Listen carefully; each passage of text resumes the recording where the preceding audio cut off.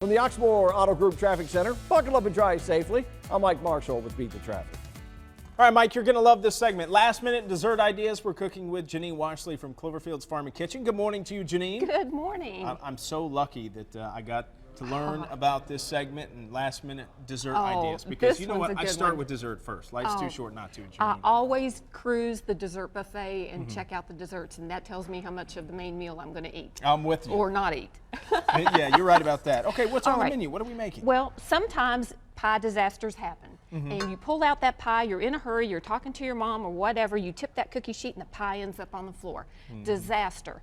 And we have to have pumpkin pie on Thanksgiving. Sure, absolutely. So this is a no-bake pumpkin pie. It's actually a pumpkin toffee pie. It's so easy. I've already started 1 stick of butter and a half a cup of brown sugar. We're melting that together, and then every pantry needs to keep sweetened condensed milk in the pantry during the holidays. It's a lifesaver. So we're going to add that. Why don't you whisk that while I get that in there? And then that's actually perfect. And then I'm just going to turn this over to you, and if you'll add the pumpkin, I'll take over that. All right. Because I can whisk a little bit faster. Okay. You have the technique down. There you go. I'm still in and see, training. it's already starting to look like pumpkin pie. Then add those pumpkin pie spices right there. Okay. What's And in our this is- pumpkin pie spices? It's ginger, cloves, nutmeg, and cinnamon. And that's what gives pumpkin pie that wonderful traditional flavor. At this point, you need to make a decision. If the pie disaster happened right before the desserts were going to be set out, at this point, you can go grab your fondue pot. You can go grab a double boiler that's got warm water in it. You can even grab your electric skillet and serve this as a pumpkin pie fondue with apple slices or in pieces of cake, you know, chunks of cake.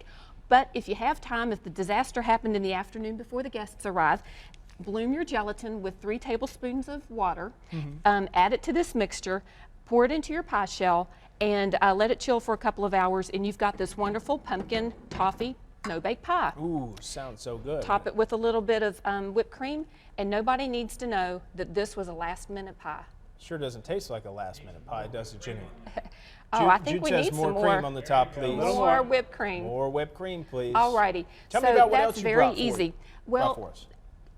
Jam cake is very popular during the holidays, but it's difficult to travel with. If you take your favorite recipe and put it into cupcake pans, you can then transport it very easily. It's portable, it looks cute. So these are Kentucky jam cakes. Instead of the blackberry jam, I used whole fruit cranberry sauce. That sounds good. And that's a caramel cream cheese frosting on top. That's another no-bake pie over there. It is a cranberry orange jam pie. Sounds so good. Great last-minute holiday ideas for Thanksgiving. Janine, thank you so much. If you would like the recipe for the no-bake pie, you can log on to our website, WDRB.com. In the meantime, I'm going to eat this cupcake. Candace?